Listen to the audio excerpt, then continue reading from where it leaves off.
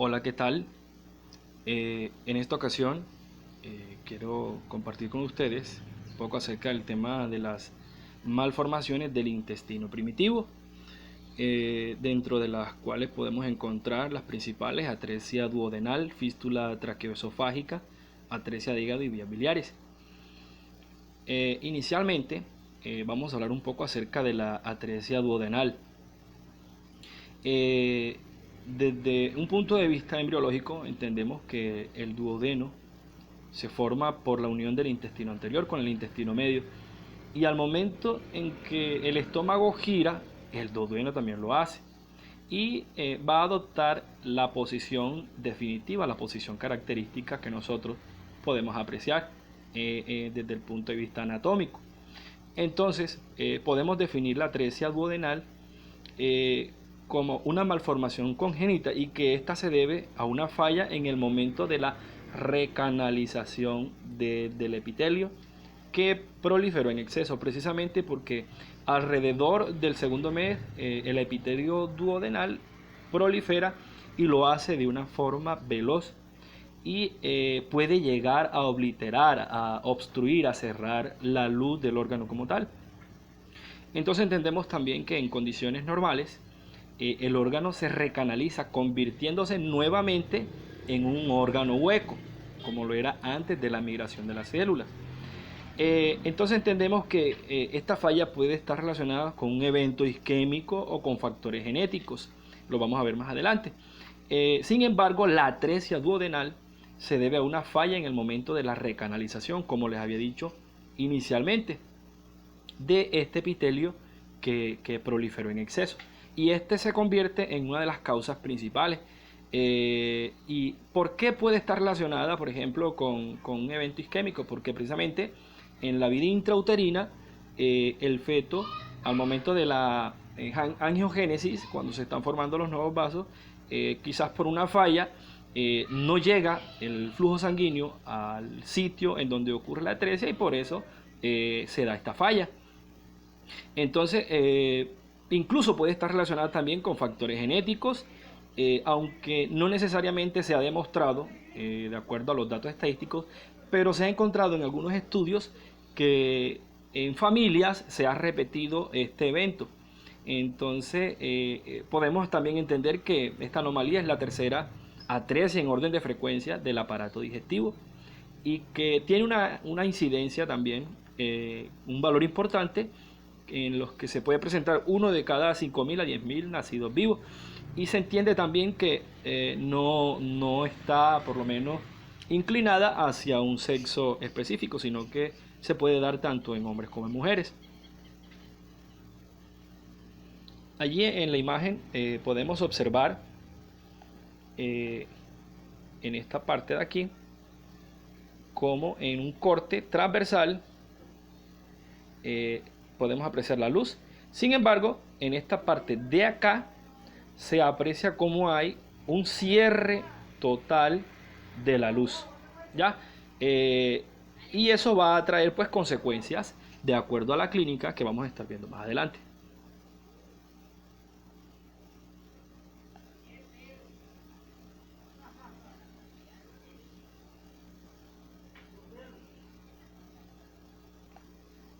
Entonces, siguiendo con la explicación, eh, entendemos que, pues porque como hay una obstrucción, va a haber una sintomatología asociada a este evento también, en los que podemos encontrar inicialmente la inflamación en la parte superior del abdomen, y que no necesariamente se da, pero sí en muchas veces.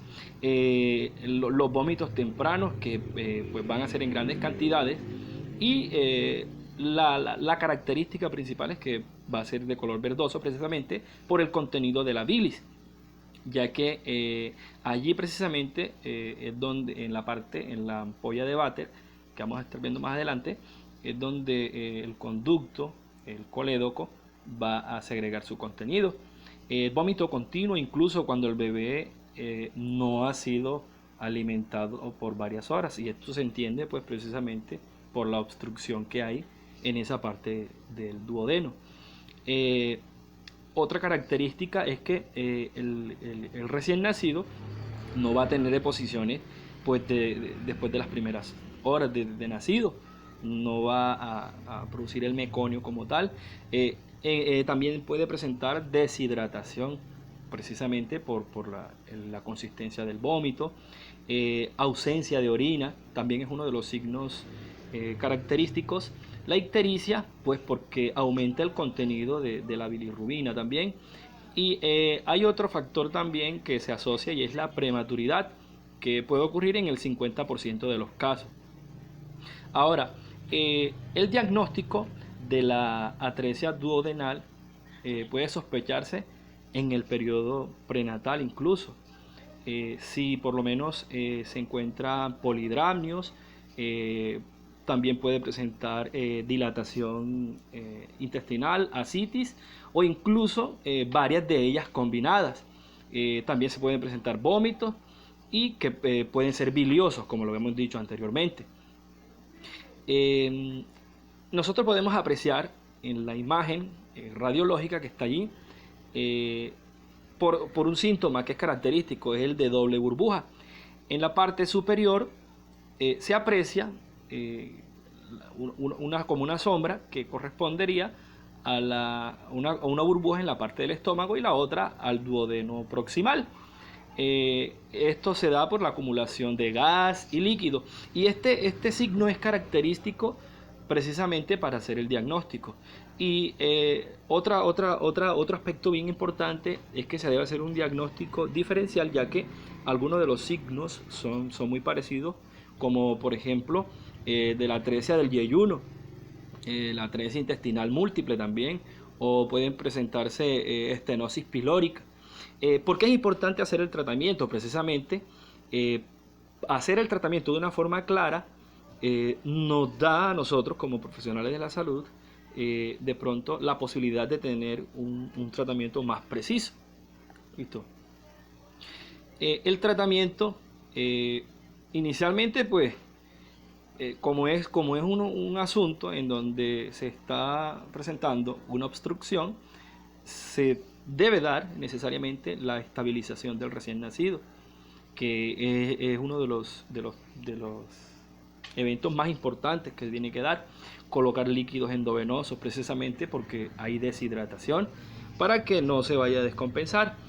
Se coloca una sonda para descomprimir el estómago también, y uno de los más importantes es la cirugía del duodeno, que vendría a ser el tratamiento definitivo.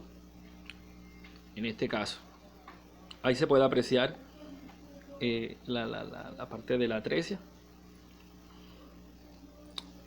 Otra de las anomalías que vamos a tratar en esta ocasión es la fístula traqueoesofágica. ¿Y qué ocurre aquí? El esófago se estrecha o termina en un extremo ciego. Entonces es una conexión anormal que se presenta entre la tráquea y el esófago. Listo, entonces anatómicamente nosotros entendemos que la tráquea transporta el aire hacia los pulmones y que el esófago lleva los alimentos desde la cavidad oral hacia el estómago. Entonces una fístula traqueoesofágica puede causar que los alimentos pasen del esófago hacia la tráquea y por consiguiente pasar a los pulmones, lo cual es una de las complicaciones más graves en este tipo de anomalías. Ahora, ¿por qué se considera que es peligrosa? Porque permite que la comida deglutida y la misma saliva, todo el contenido, pase hacia los pulmones, como lo había dicho, produciendo tos, que vendría siendo el reflejo de la tos, uno de los signos más característicos, atragantamiento, dificultad para respirar y posiblemente neumonía, porque como hay aspiración debida a la inhalación de comida o saliva. Entonces la comida o el líquido en los pulmones afecta a la oxigenación de la sangre directamente, derivando en una anomalía que puede consistir en coloración azulada de la piel, que nosotros conocemos como cianosis, precisamente porque el contenido de oxígeno está disminuido. Entonces, los síntomas más característicos es el dolor de pecho. La falta de aliento o respiración dificultuosa, precisamente porque como hay una obstrucción o porque hay una comunicación entre la parte respiratoria y la parte digestiva, entonces va a ser muy difícil que el proceso de la respiración se dé correctamente. La tos o el atragantamiento, como lo habíamos dicho anteriormente, la salivación en exceso, la secreción en la boca, como un reflejo al proceso patológico. Los alimentos deglutidos son expulsados al toser, claro, porque también debemos tener en cuenta el tipo de atresia. Lo vamos a ver más adelante. Podemos escuchar sibilancia o sonidos burbujeantes al respirar, ya que muchas veces hay una obstrucción, un estrechamiento como tal. Entonces el aire, al no pasar directamente, libremente, va a producir este tipo de sonidos característicos en la auscultación. Listo.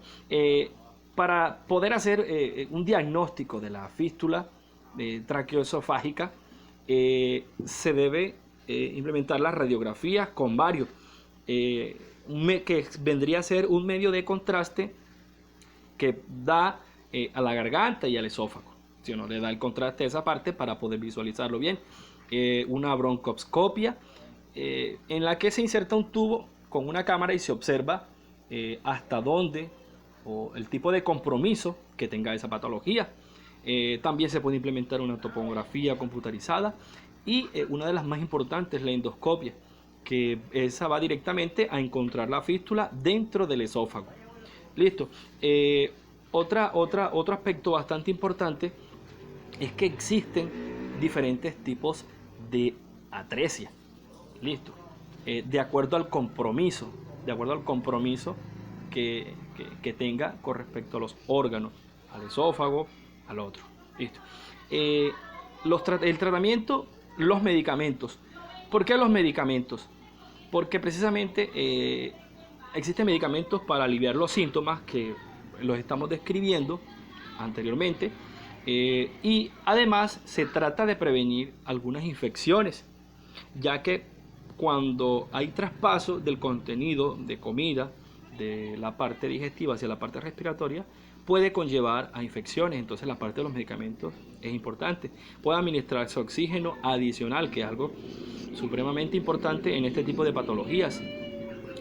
Un stent, que vendría siendo un tipo de artefacto que se coloca en el esófago o en la tráquea, y a través de una vena, por ejemplo, los stents se colocan cuando hay coágulos, ¿ya? Y en este caso, para poder darle a la luz del órgano mayor diámetro, para que pueda transcurrir el aire, en el caso del esófago, o acá en la parte de la tráquea, perdón, o en la parte del esófago, el contenido del aire.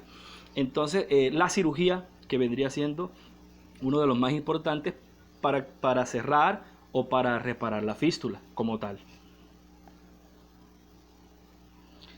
En la parte de la atresia de hígado y vías biliares, podemos decir que es una enfermedad hepática que afecta a los niños. Se define como una obstrucción de los conductos o las vías que transportan un líquido llamado bilis desde el hígado hasta la vesícula biliar. Vendría siendo gran parte de la fisiología, cómo se ve afectada. Entonces, causa daño porque se presentan algunas cicatrices y un bloqueo en los conductos biliares. Entendemos que por lo menos el contenido biliar que viene desde el conducto cístico, desde la vesícula biliar, y se une con el conducto hepático común y forma el colédoco. Este a su vez se va a unir con el conducto pancreático y es donde van a ir todo el contenido hacia la parte de los intestinos. Entonces esta parte se ve afectada.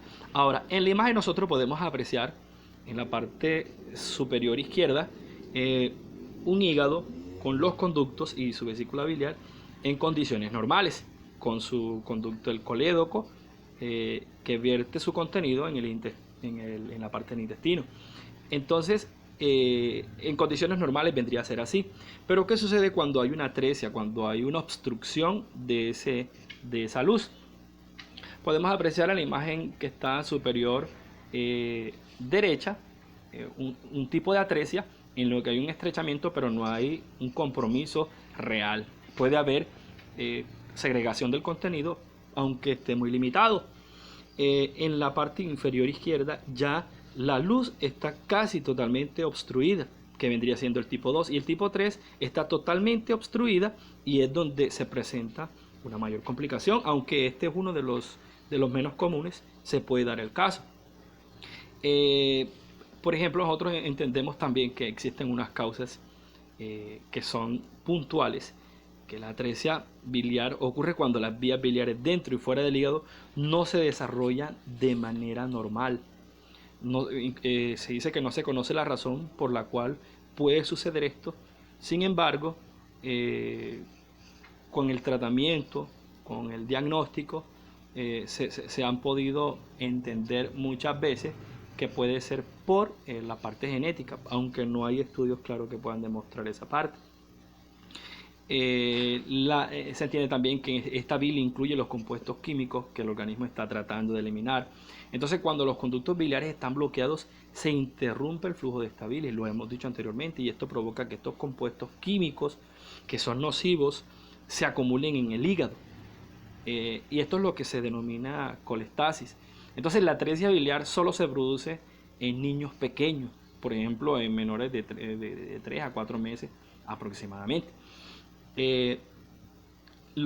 Ahí podemos entender también que los niños con atresia biliar se les presenta la obstrucción del flujo, como lo habíamos dicho, y esto puede llevar a daño hepático, cirrosis del hígado también, que es otra de las complicaciones que puede sobrevenir en este tipo de atresia. Entonces, para mayor claridad, podemos observar que hay una clasificación de esta atresia de las vías biliares, de acuerdo al compromiso que haya de la luz y del órgano como tal. También podemos entender que van a haber unos signos característicos, por ejemplo, la dificultad para absorber minerales y vitaminas, las heces muy pálidas, ya que no hay bilirrubina, el colorante biliverdina tampoco, que va a ser parte del contenido de la bilis, y la formación de tejido cicatricial en el hígado, que puede sobrevenir una cirrosis también.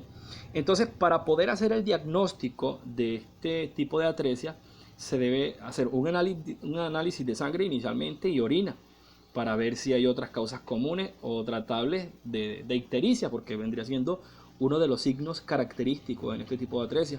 Una ecografía para ver los conductos biliares.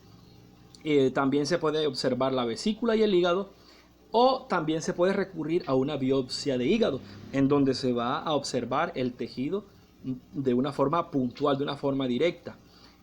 Una exploración, hay una maniobra que se conoce como la centellografía hepática, aunque es poco conocida, si se puede aplicar, para ver si la bilis entra al intestino. El conducto lleva el contenido hacia el intestino, donde en condiciones fisiológicas normales debe llevarlo. En la parte del tratamiento, se corrige mediante la cirugía utilizando un procedimiento de Kasai, que pues se conoce como la hepatoportoenterostomía, que vendría siendo una intervención a nivel del hígado. Entonces, en este procedimiento los conductos biliares bloqueados se reemplazan. Entonces se hace un reemplazo del conducto que está siendo obstruido y se conecta una porción del intestino delgado directamente al hígado, en lugar de los conductos biliares que normalmente y funcionalmente pues están allí en esa parte. Entonces, muchas gracias por su atención y pues eso era todo.